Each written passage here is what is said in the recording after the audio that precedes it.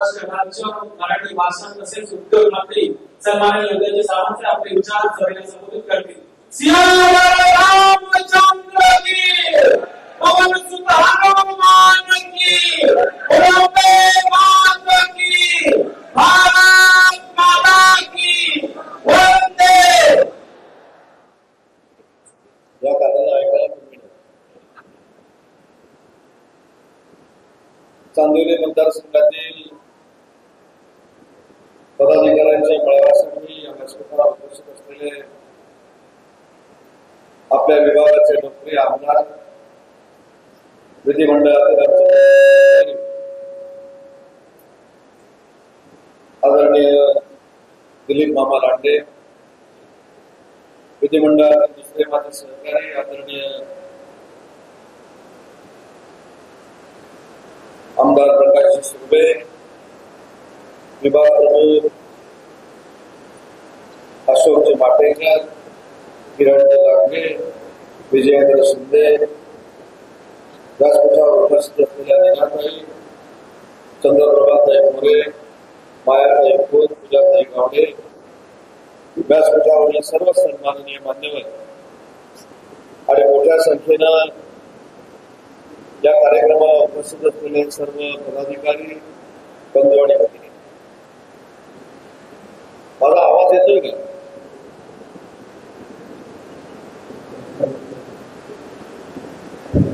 आज संध्याकाळी 4:30 वाजल्यापासून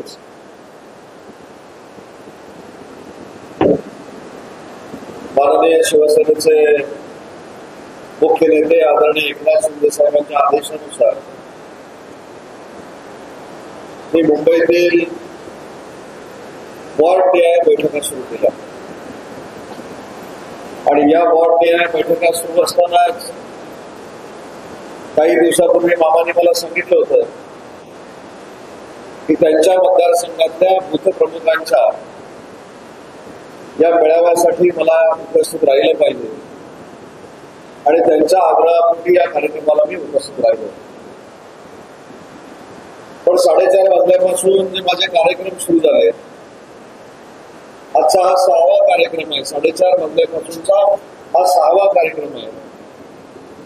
हे 6ही कार्यक्रम बघितल्यानंतर मी अभिमानानं सांगतो की मुंबई महानगरपालिकेवर आपलाच भगवा झेंडा फडकणारा ही काळ्या बघण्यावरती बदलून घेतला। सुरुवातीला 6 नंबर वॉर्डमध्ये माझी बैठक झाली, नंतर 7 नंबरमध्ये झाली, नंतर 1 नंबरमध्ये झाली, त्याच्यानंतर माझ्या माहितीमुळे 18 नंबरमध्ये झाली आणि या 4ही बैठका घेऊन मामांच्या मतदारसंघात आल्यानंतर मला असं वाटतं की मी ज्या मतदारसंघाचं नेतृत्व करतो त्याच्यापेक्षा आदर्श संघटना जर कुठं बांधली असेल तर ती दिलीप मामा लांडेंच्या मतदारसंघामध्ये बांधलेली आहे याची खात्री देखील माझ्या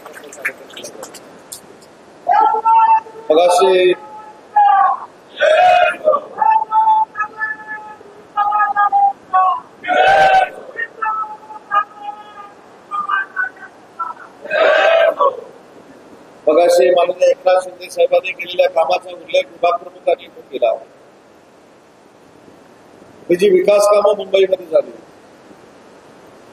तर एक कोस्टल रोडचा या ठिकाणी उल्लेख केला, अटल सेतूचा या ठिकाणी उल्लेख केला। त्यांच्या ताब्यामध्ये 25 वर्ष महानगरपालिका होती, ते डांबरीकरणाशिवाय या मुंबईमध्ये काही करत नव्हते। ते सगळे रस्ते कॉन्क्रिटीकरण करण्याचा घेतलेला निर्णय असेल, हे सगळे घेतलेले निर्णय आपण कार्यकर्त्यांनी, आपण पदाधिकाऱ्यांनी, आपण शिवसैनिकांनी जर मुंबईच्या घराघरापर्यंत पोहोचवले तर मला असं वाटतं की समोरच्याचं डिपॉझिट घालून आपले उमेदवार निवडून येतील एवढी ताकद माननीय एकनाथ शिंदे साहेबांच्या विकास कामामध्ये आहे। प्रकाशजींनी सांगितलेली वस्तुस्थिती खरी आहे, तिकीट एकालाच मिळणार आहे। 4 लोक इच्छुक असतील, 10 लोक इच्छुक असतील, 15 लोक इच्छुक असतील, पण त्याच्यापैकी एकालाच उमेदवारी मिळणार आहे। ही एकाला उमेदवारी मिळाल्यानंतर आपण सगळ्यांनी समाधान व्यक्त केलं पाहिजे। आपण शिवसेनेमध्ये काम करतो, शिवसेना आपला पक्ष जरी असला तरी आपण एक कुटुंब म्हणून काम करतो आणि म्हणून आपल्या कुटुंबातल्या कुठच्याही व्यक्तीला जर माननीय शिंदे साहेबांनी उमेदवारी दिली तर तो आपल्याच घरातला आहे, आपल्याच कुटुंबातला आहे. म्हणून त्याच्या मागे आपण सगळ्यांनी ताकद उभी केली पाहिजे आणि त्याला निवडून मुंबई महानगरपालिकेमध्ये पाठवलं पाहिजे. माननीय एकनाथ शिंदे साहेबांनी केलेली महाराष्ट्रातली विकासाची कामं असतील किंवा मुंबईतली विकासाची कामं असतील, आज हजारोंच्या संख्येनं माझ्या महिला भगिनी या ठिकाणी जमलेल्या आहेत. तुमच्यासाठी केलेलं काम असेल, हे देशाच्या कुठच्याही राज्यकर्त्यांनी केलं नाही. एवढं मोठं आणि उत्तुंग नेतृत्व आपल्या पक्षाला लाभलेलं आहे. साहेबांची इच्छा काय असते, जी विकास कामं त्यांनी तुमच्यासाठी केलेली आहेत, मुंबईकरांसाठी केलेली आहेत, ही तुम्ही प्रामाणिकपणाने लोकांपर्यंत पोहोचवली पाहिजे. मगाशी प्रकाशजी म्हणाले की सर्वसामान्यांचं नेतृत्व हे एकनाथ शिंदे साहेब आहे. कोणाच्याही मदतीला धावणारं नेतृत्व हे एकनाथ शिंदे साहेब आहे. कोणाच्याही अडीअडचणीसाठी ठामपणानं त्याच्या मागे उभं राहणारं नेतृत्व हे एकनाथ शिंदे साहेब आहे. तर जर सर्वसामान्यांचं नेतृत्व, अडचणीला धाव देणाऱ्या नेत्याचं नेतृत्व आपल्याकडे आहे, तर आपल्याला कसलीही कमतरता नाही.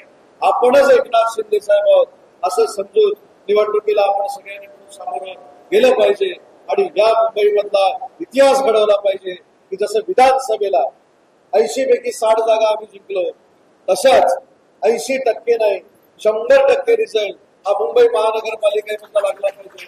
यासाठी आपण सगळ्यांना काम केलं पाहिजे. आपल्याला एक महत्वाची सगळ्यांना एक जाणीव असणं आवश्यक आहे. आपलं नेतृत्व हे फार संयमी आहे. मला तर वाटतं की रोज सकाळ संध्याकाळ माननीय एकनाथ शिंदे साहेबांवर टीका होते, पण आपल्याला कार्यकर्त्याला सांभाळण्यामध्ये, आपल्या कार्यकर्त्याला ताकद देण्यामध्ये माननीय एकनाथ शिंदे साहेबांचा दिवस निघून जातो. आपल्यावर कोण टीका करतंय, आपल्याला कोण बदनाम करतंय हे बघायला एकनाथ शिंदे साहेबांना वेळ दिला नसतो. परंतु या बदनामीला जर उत्तर द्यायचं असेल, या टीकेला जर उत्तर द्यायचं असेल, तर आपण सगळ्यांनी जीव ओतून मुंबई महानगरपालिकेच्या निवडणुकीमध्ये काम केलं पाहिजे. कधी कधी मला देखील बाबांचं आश्चर्य वाटतं. प्रकाश सुर्वेंच्या मनामध्ये जी शंका आहे ती माझ्या मनामध्ये देखील शंका आहे की मी राज्याचा उद्योग मंत्री आहे, मी रत्नागिरी जिल्ह्याचा पालकमंत्री आहे, पण मला मंत्री असताना माझ्या मतदारसंघामध्ये जेवढा निधी नेता आला नाही त्याच्या 10 पट निधी या दिलीप मामाने तुमच्या मतदारसंघामध्ये आणला आहे. त्याच्यामुळे त्यांच्याकडे कसली जादू आहे हे आता मी शिकून जाणार आहे. पण मामा आम्हालाही शिकवणार नाही. मामा पण हुशार आहे. मामा कदाचित चिरंजीवाला देखील शिकवणार नाही. मामाने स्वतःच्या हृदयात ठेवलेला आहे. पण हे मामा सगळं कोणासाठी करतात? स्वतःच्या मतदारसंघातल्या जनतेसाठी करतात. ज्या लोकांनी मामांवर विश्वास टाकलाय, ज्या मतदारांनी मामाला विधानसभेमध्ये पाठवलाय, त्या विधानसभेत पाठवणाऱ्या मतदारांच्या ऋणातून मुक्त होण्यासाठी मामा कायमस्वरूपी विकास कामामध्ये मग्न असतात. विधानसभेमधलं मामाचं भाषण आहे का? बाबांचं भाषण महाराष्ट्रावर जरी असलं, अख्ख्या मुंबईवर जरी असलं, तरी ते संपताना स्वतःच्या मतदारसंघामध्ये येऊन संपतो. म्हणजे मुद्दा काढतील नागपूरचा पण संपवतील चांदोलीमध्ये, मुद्दा काढतील रत्नागिरीचा पण संपवतील चांदोलीमध्ये. मला अभिमानानं सांगायचं आहे की ज्या पद्धतीनं 288 आमदार हे महाराष्ट्रामध्ये काम करतायत, त्याच्यात सगळ्यात उजवं काम कोणाचं जर असेल तर ते तुमच्या दिलीप मामा लांडेंचं आहे. हेच मला इथे सांगायचं. बरं, कधी कधी विधानसभेमध्ये प्रकाशची तुम्हाला कदाचित कल्पना नसेल, ज्यावेळी सगळे आमदार निघून जातात तेव्हा मामा थांबलेले असतात. का तुम्हाला माहिती आहे? त्यांचा अभ्यास मी चांगला केलाय. ज्यावेळी कमी बोलणारे आमदार सभागृहामध्ये असतात त्यावेळी जास्त वेळ आमदाराला बोलायला मिळतो, आणि जास्त वेळ आमदाराला जर बोलायला मिळालं तर ते स्वतःच्या मतदारसंघावर बोलतात आणि जे काय असेल ते सगळे चांदोलीमध्ये घेऊन येतात. बाकी महाराष्ट्रात काही नाही मिळालं. विधानसभेतली उपस्थिती बघा, विधानसभेमधली आक्रमक भाषणं बघा, त्याच्यामध्ये मामा कुठेही मागे नाही. आणि मामांचा दुसरा एक स्वभाव आहे, तो मी अतिशय जवळून बघितलेला आहे. आज ते स्वतः नगरसेवक होते, 2दा आमदार राहिलेले, तरी सुद्धा नम्रता जी आहे ती मामा निवडी दुसऱ्या कुठच्याही पदाधिकाऱ्यांमध्ये असू शकते. हा स्वभाव पदाधिकाऱ्यांनी घेतला पाहिजे.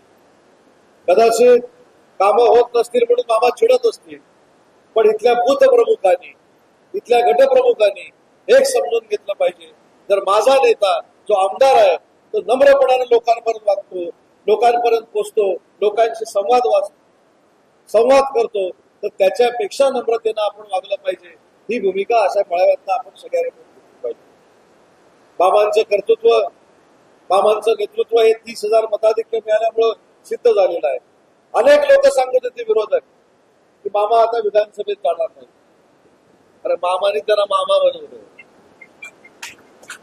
मामा आम्हाला पण मामा बनवून निधी घेऊन येतात, पण ते तुमच्यासाठी मामा बनवतात हे लक्षात घ्या. आणि आम्ही त्यांना असं मामा बनवतात म्हणून मामा म्हणत नाही, तर आदरानं मामा म्हणतो, कारण त्यांची वागण्याची पद्धत खरोखरच एका घरातल्या मामासारखी असते. आणि म्हणून मतदारसंघातल्या सगळ्या मंडळींनी कुठेतरी विचार केला पाहिजे.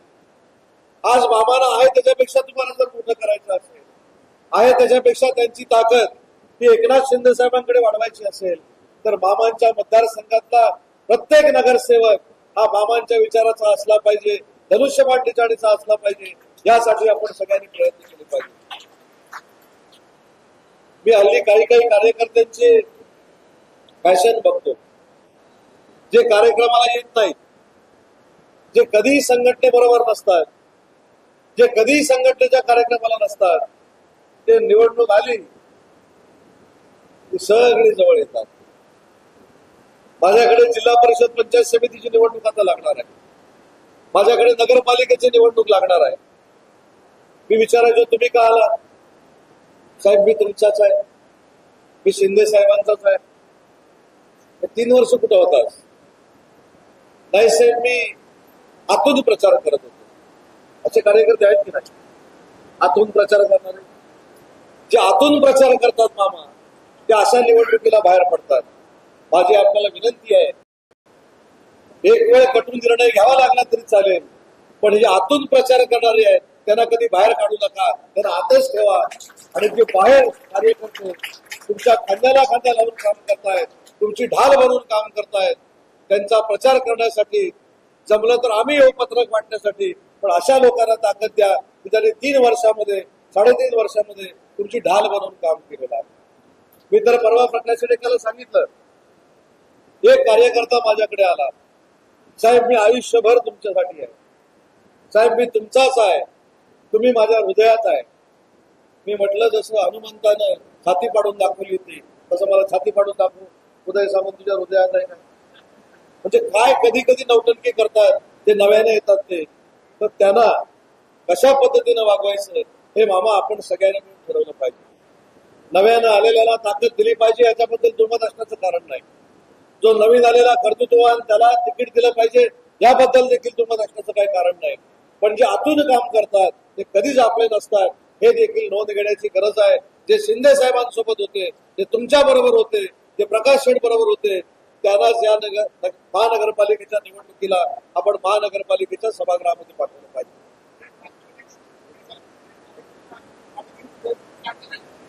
सांगू प्रकाश शेट्टी एक किस्सा सांगितला तर सांगतो, त्यांच्या मतदारसंघात सांगितला होता. दुसऱ्यांदा जेव्हा मी निवडणूक लढवली त्यावेळी माझा मतदारसंघ बदलला, आणि मतदारसंघ बदलल्यानंतर एक असाच आतून काम मी म्हटलं कर प्रचार. 4 दिवस झाले, 8 दिवस झाले, 10 दिवस झाले, साहेब प्रचार करतायत गाडी घेऊन. आणि ज्यावेळी निवडणूक होती त्याच्या आदल्या दिवशी माझ्याकडे आले, साहेब अतिशय वातावरण चांगलं आहे, बूथचं काही ते बघायला पाहिजे. अरे बाबा म्हटलं तर फिरतोयस कुठं? तर म्हटलं अमुक अमुक एका गावामध्ये फिरतोय. त्याला म्हटलं तू चुकून दुसऱ्याच्या मतदारसंघात फिरतोयस, माझ्या मतदारसंघात फिरत नाहीस. असे पण कार्यकर्ते असतात. गाडी आपली, सगळी यंत्रणा आपली, आपलाच मतदारसंघ दुसरा आहे हेच कार्यकर्त्यांना माहित नसतं. म्हणून शेवटी त्याला सांगितलं, ही तुझी प्रचाराची शेवटची निवडणूक, तुला ज्या कुठच्या पक्षात जायचंय तिकडे जा, पण माझा बाबा प्रचार करू नको, कारण तू माझा प्रचारच करत नाहीस. माझी सगळी यंत्रणा आणि करतोस उदय सामंतचा प्रचार दुसऱ्या मतदारसंघात जाऊन, तिथं उदय सामंतची निशाणी पण नाही आणि उदय सामंत उमेदवार देखील नाही, असे देखील आहे. म्हणून ह्यांना आपण ओळखलं पाहिजे. 50% तर आपण महिला भगिनींना तिकीट देणार आहोत. ज्या ठिकाणी सर्वसाधारण उमेदवार आहे तिथं देखील माझी महिला भगिनी लढू शकते, त्याच्यामुळे महिला भगिनींना चिंता करण्याची अजिबात आवश्यकता नाही. 50% जरी ताई आरक्षण असलं तरी तुम्ही 50%च्या बाहेरच जाता, आत काही येत नाही. अन्याय जो होतो तो इकडे होतो. पण तरी देखील माननीय एकनाथ शिंदे साहेबांच्या नेतृत्वाखाली आम्ही काम करतो. त्याच्यामुळे ज्या ज्या महिला भगिनीला तिकीट मिळेल ती महिला भगिनी आमच्या घरातली भगिनी आहे, आमची सख्खी भगिनी आहे, अशा पद्धतीने आमचा पुरुष वर्ग काम करेल हा देखील विश्वास मला सगळ्या महिला भगिनींना द्यायचा आहे. आणि महिला भगिनींसाठी केलेलं जे काम आहे एकनाथ शिंदे साहेबांनी ते तुम्ही लोकांपर्यंत पोहोचवलं पाहिजे. तुम्ही अजिबात मोर्चाची चिंता करण्याची आवश्यकता नाही. ते मोर्चा म्हणजे सगळी नौटंकी आहे.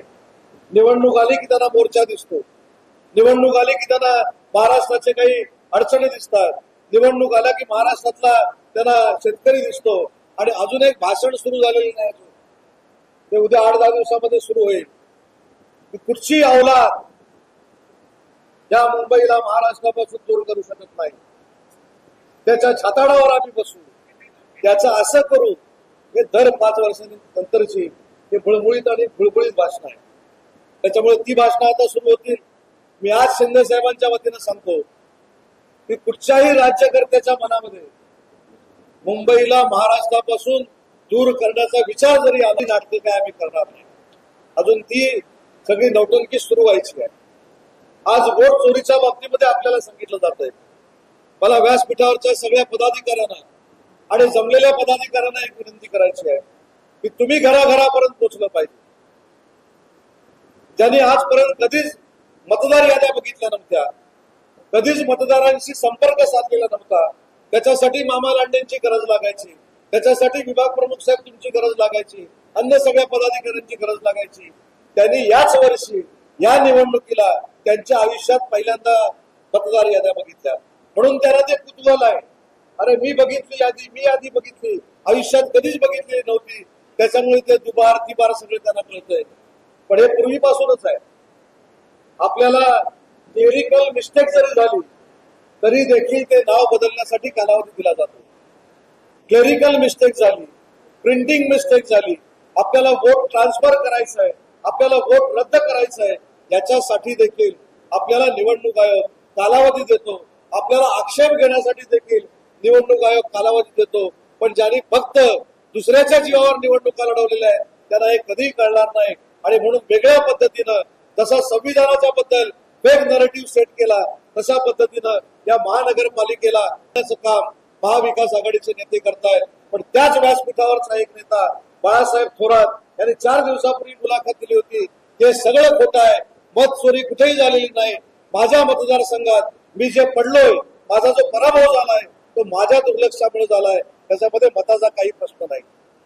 तेच परत व्यासपीठावर तेच परत भाषण करतायत. त्याच्यामुळे हे सगळं मतदारांना फसवण्यासाठी चाललेलं आहे. पण महाराष्ट्रातला मतदार हा अतिशय संयमी जरी असला तरी त्याला मतदान कुठं करायचं हे माहिती आहे.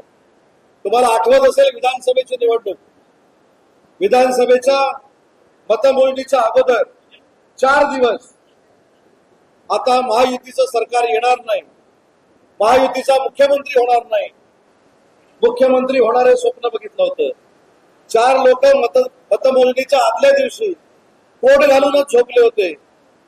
पण त्या 4 जणातले 2 पराभूत पण झाले. या महिला भगिनींनी पुन्हा एकदा माननीय एकनाथ शिंदे साहेबांच्या नेतृत्वाखाली महायुतीचं सरकार या महाराष्ट्रामध्ये आणलं आणि काही लोकांना सत्तेपासून वंचित ठेवलं. म्हणून या लोकांना पोटसूळ उठलेला आहे. सकाळ संध्याकाळ फक्त एकनाथ शिंदे साहेबांवर टीका करायची, त्यांना बदनाम करायचं, हा एकमेव धंदा या विरोधकांचा आहे. तुम्हाला आठवत असेल मुघलांच्या काळामध्ये कुठेही कोणी गेला तरी संताजी धनाजी दिसायचे, तसे हे कुठे पण गेले तरी माननीय एकनाथ शिंदे साहेब त्यांना दिसतात. त्यांना जरी दिसले तरी आपण म्हटलं पाहिजे की माझा नेता एवढा मोठा आहे की मुघलांना जसा संताजी धनाजीनं फेस काढला होता तसा या विरोधकांना फक्त एकट्या एकनाथ शिंदे साहेबांनी फेस काढलाय. म्हणून त्यांच्या मागे आपण उभं राहिलं पाहिजे, त्यांची स्वप्न आपण पूर्ण केली पाहिजे. अनेक वेळा साहेबांनी सांगितलंय की कार्यकर्त्याच्या मागे मी ठामपणाने उभं राहणार आहे. आज कार्यकर्त्याची निवडणूक आहे. मला मामाला विनंती करायची आहे, व्यासपीठावरच्या सगळ्या मंडळींना विनंती करायची आहे, आपण जे सगळे व्यासपीठावर बसलेलो आहोत त्याचं कारण हे समोर बसलेले पदाधिकारी आहेत.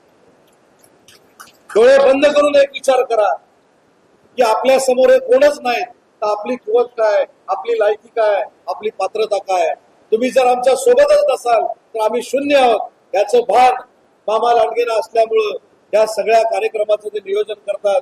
अनेक कार्यक्रमाला मामांच्या मी आलेलो आहे, अनेक कार्यक्रम मामांचे मी बघितलेले आहेत. कधी कधी मला असं वाटतं की ज्या पद्धतीने मामा या ठिकाणी कार्यक्रम करतात त्याच पद्धतीचे कार्यक्रम मला माझ्या रत्नागिरीमध्ये करायचे आहेत, जेणेकरून माझा कार्यकर्त्यांचा जो संच आहे तो आहे त्याच्यापेक्षा चांगला होईल, आहे त्याच्यापेक्षा मजबूत होईल. हा संदेश अनेक मामांच्या कार्यक्रमातनं माझ्यासारख्या कार्यकर्त्यांनी घेतलेला आहे. आणि म्हणून आज आपण सगळ्यांनी मिळून शपथ घेऊ की येणाऱ्या महानगरपालिकेच्या निवडणुकीमध्ये माननीय एकनाथ शिंदे साहेब धनुष्यावर कोणालाही जरी तिकीट दिलं तर तो माणूस कुठच्याही परिस्थितीमध्ये मुंबई महानगरपालिकेमध्ये गेला पाहिजे ही शपथ घेण्याची आजची वेळ आहे. आणि आपण एक संकल्प करू, आपला उमेदवार धनुष्यबाण आहे असं समजून घराघरामध्ये जाऊ. लोकांनी जर विचारलं तुमचा उमेदवार कोण आहे तर आपण सांगू आमचा उमेदवार धनुष्यबाण आहे. त्या धनुष्यबाणाच्या समोर नाव कुठचं टाकायचं ते माननीय एकनाथ शिंदे साहेब ठरवतील. पण आपला धनुष्यबाण हा कुठच्याही परिस्थितीमध्ये महानगरपालिकेमध्ये फडकला पाहिजे यासाठी आपण सगळ्यांनी मिळून कामाला लागावं. एवढीच या बैठकीच्या निमित्तानं मी आपल्याला विनंती करतो. माननीय एकनाथ शिंदे साहेबांनी या सगळ्या निवडणुका महायुतीनं लढवण्याचा निर्णय घेतलेला आहे. त्याच्यामुळे जिथं जिथं धनुष्यबाणाची निशाणी असेल तिथं तिथं आपला उमेदवार हा काही करून जिंकला पाहिजे.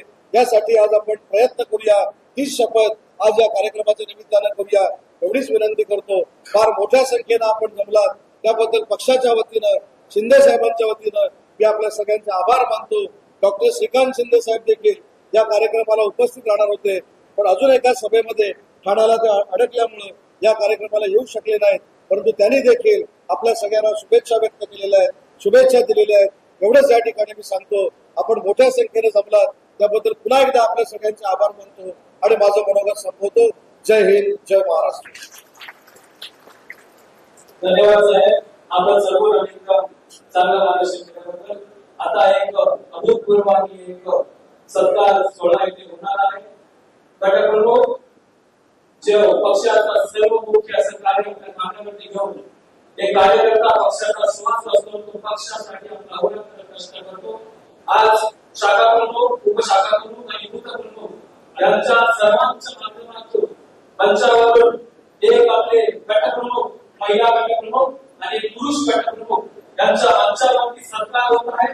हा सत्कार समस्त जातीवरील गटप्रमुख, गटप्रमुख, शाखा प्रमुख, उपशाखा प्रमुख यांचा सत्कार आहे. त्यांना आपण पक्षासाठी आपल्या कामाच्या थेंबातून अहोरात्र कष्ट करून पक्ष वाढवण्यासाठी कष्ट करतात. त्या कष्टासाठी मी विनंती करतो महिला ज्या आमच्या गटावरील लाडक्या बहिणी त्या गटप्रमुख यांचा सत्कार आपले महाराष्ट्राचे उद्योग व मराठी भाषा मंत्री यांच्या वतीने टाळ्यांच्या गजरामध्ये आपल्या भूमिकेचा त्या गटप्रमुखाच्या माध्यमातून पक्षाची जिम्मेदारी जबाबदारी पक्षाने आपले ध्येय विचार प्रत्येकाच्या घरापर्यंत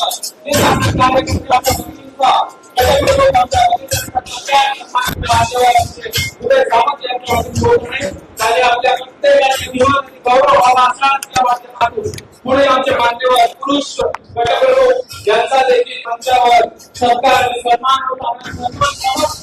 प्रत्येक एका कार्यकर्त्याचा, प्रत्येक एका गटप्रमुखाला, प्रत्येक एका शाखा प्रमुखाला, प्रत्येकाचा उपशाखा तो मंचावर